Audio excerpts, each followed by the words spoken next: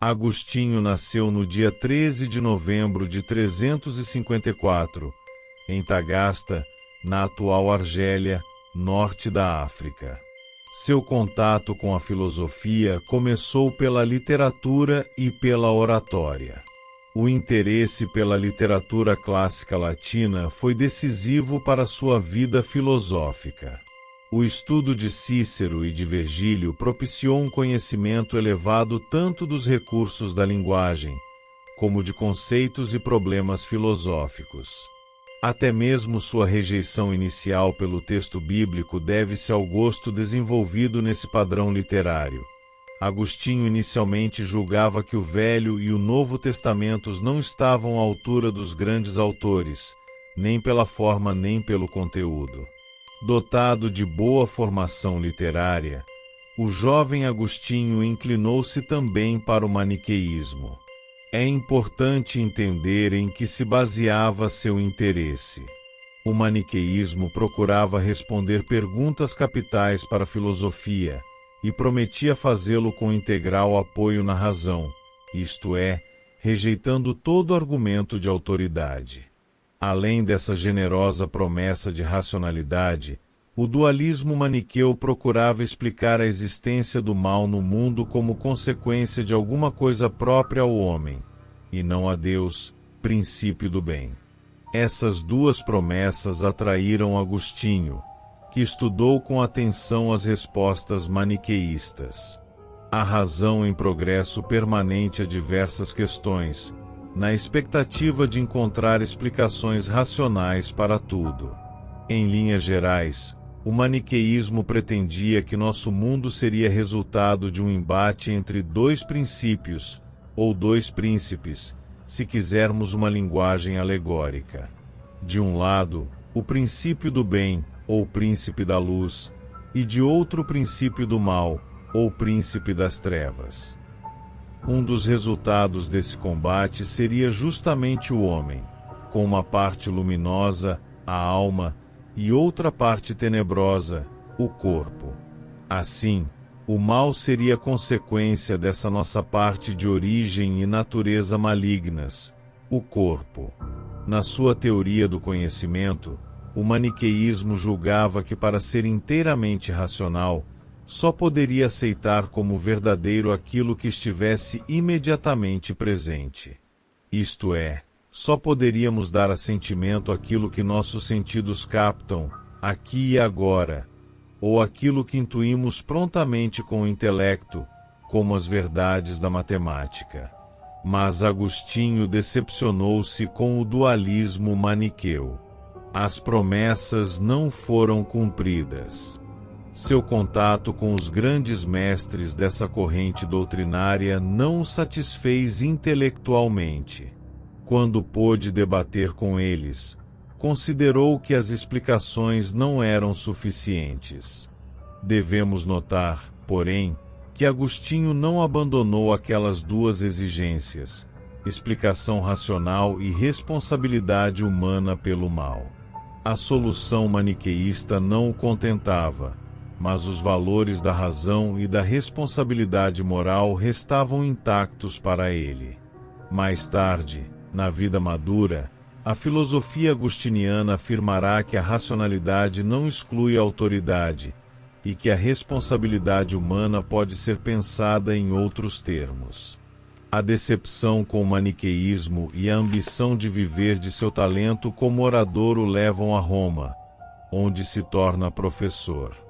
Sua vida profissional não é bem-sucedida naquela que seria a cidade eterna, a capital do poderoso Império Romano.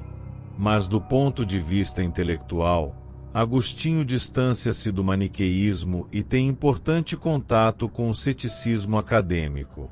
Se o diálogo Hortensius, hoje perdido, exerceu uma influência já nos primeiros anos, ainda na África, outras obras de Cícero, como de natura deorum ou acadêmica, o levam a compreender melhor as dificuldades da razão humana para atingir a verdade. Nem os sentidos nem o mero modelo matemático seriam suficientes para encontrar todas as respostas. Embora também não se torne um cético, Agostinho vai levar consigo, para toda a vida, a noção da falibilidade da razão humana e da necessidade de uma procura para além do que está imediatamente presente. É nesse contexto que o contato com o platonismo mostra-se frutífero. Depois de deixar Roma, por ter obtido um elevado posto em Milão, na corte do imperador, Agostinho tem a oportunidade de contato com o platonismo, em especial com o pensamento de Plotino. Embora tenha mudado para Milão em busca de sucesso profissional, as consequências desse novo passo foram inteiramente outras. A vida na corte propiciará o encontro com Ambrósio, e a revolução que daí resulta levará Agostinho a abandonar o cargo e os projetos de vida a ele associados. Ambrósio era o bispo de Milão. Agostinho, em princípio, não confiaria num bispo, seja porque exigia uma fé que o maniqueísmo ensinara a desprezar, seja porque valorizava a Bíblia, um livro aparentemente mal escrito. Mas Ambrósio era um sofisticado estudioso do platonismo, e interpretava a Bíblia à luz das Enéadas de Plotino. Com o platonismo, Agostinho foi encontrando outro modo de resgatar a razão e explicar o mal. A lição platônica que Agostinho reteve pode ser assim resumida. Ao desconfiar do que se apresenta aos sentidos e ao intelecto, não devemos desesperar do acesso racional à verdade. Devemos apostar que a verdade está mais além, que a verdade será encontrada somente depois de um esforço racional que nega as verdades aparentes, em proveito de uma verdade que transcende a aparência. O trabalho da filosofia é um longo e penoso estudo de depuração, para que nossa razão encontre as condições adequadas de conhecimento da verdade. Ao mesmo tempo em que valorizava a razão, com o imperativo de uma depuração crítica de suas condições, o platonismo apresenta para Agostinho outra maneira de entender o mal. Enquanto o maniqueísmo considerava que o corpo era naturalmente mau, Agostinho encontra no 22 Antologia de Textos Filosóficos Secretaria de Estado da Educação do Paraná 22 Agostinho. A razão em progresso permanente platonismo elementos para uma explicação diversa. O mal deve ser investigado na vontade humana. A responsabilidade humana não está na sua natureza, no seu corpo. Na verdade, Agostinho insistirá que a causa do mal deve ser procurada na alma, isto é, no livre-arbítrio da vontade. Podemos dizer que a partir desse momento sua vida foi uma permanente investigação desse problema. Até a idade mais avançada, já de volta à África, já como bispo de Hipona, essas concepções de vontade e liberdade estarão em permanente elaboração. Milão já não mais retinha Agostinho. Em licença do cargo, retirás em Cassicíaco, ainda no norte da Itália, com um grupo de familiares e amigos, onde conduz discussões filosóficas que se tornaram célebres. Essas conversas foram anotadas e depois publicadas por ele na forma de diálogos, como Contra Acadêmicos, A Ordem e a Vida Feliz. De volta de Cassicíaco, Agostinho deixa definitivamente seu cargo na corte imperial e volta para a África, com o projeto de fundar uma comunidade filosófica, longe das ambições do mundo. A vida na África tampouco será como o planejado. Após um curto período de elaboração e redação de textos iniciados em Cassicíaco e em Roma, no caminho de volta à África, logo Agostinho se vê ordenado sacerdote da Igreja Católica e, não muito depois, bispo da importante cidade de Hipona. Embora dedicado também às funções pastorais, Agostinho não abandonará a filosofia e continuará pensando, escrevendo e polemizando. Exatamente por ser bispo de Hipona, caberá a ele enfrentar polêmicas com o donatismo e o pelagianismo, e grandes desafios teóricos, como a Trindade Divina, justamente na obra Trindade, e a interpretação da significação do sítio e do saque de Roma, por Alarico, em 24 de agosto de 410, na célebre Cidade de Deus. Agostinho morreu em 28 de agosto de 430, quando as consequências materiais e militares da queda de Roma já eram sentidas em toda a África do Norte, e estavam às portas de Hipona. As Confissões, e seu famoso livro retornemos agora aos primeiros anos de Agostinho como bispo, quando escreveu suas Confissões, para com isso retomarmos a linha de amadurecimento de sua filosofia. A interpretação do cristianismo como a verdadeira filosofia exigia ainda a crítica do platonismo. Podemos dizer que essa crítica concentra-se na questão das condições da reconciliação entre o homem e Deus.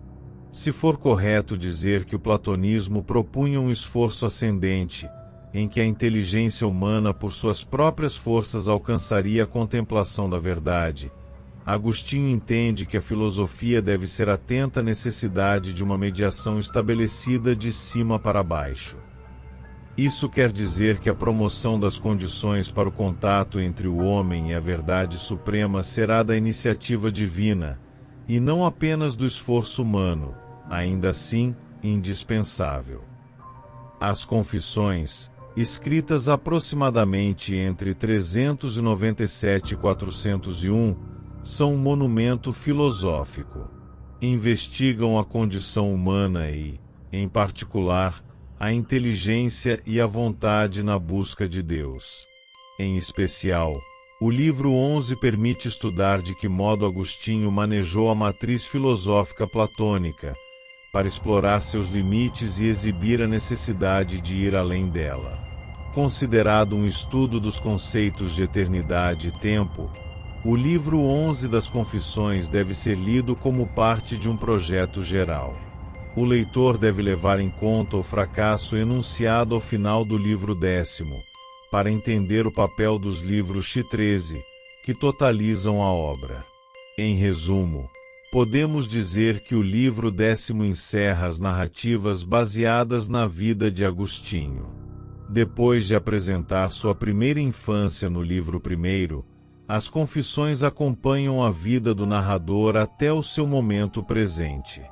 Se nos primeiros livros o autor, que é também narrador, fala de um Agostinho distante, primeiro criança, depois adolescente, etc., seria de se esperar que as narrativas finalmente encontrassem o presente do narrador. E isso acontece e não acontece. É claro que os livros I9 versam sobre o passado de Agostinho, e o livro 10 versa sobre seu presente. No entanto, paradoxalmente, o livro 24, Antologia de Textos Filosóficos, Secretaria de Estado da Educação do Paraná, 24 Agostinho. A Razão em Progresso Permanente X exibe o desencontro profundo de Agostinho consigo mesmo. Quando o leitor esperava encontro, depara com o abismo. O final do livro 10 é uma apresentação meticulosa da distância que um homem tem de si mesmo. Com isso, esgota-se uma estratégia narrativa. Narrar a própria vida não propiciou uma reconciliação. O narrador foi descobrindo a distância que tinha não apenas de Deus, mas também de si mesmo. Ora, nesse contexto teórico, o livro 11 tem a tarefa de examinar outra e mais importante narrativa. A narrativa baseada na palavra divina, a narrativa da criação.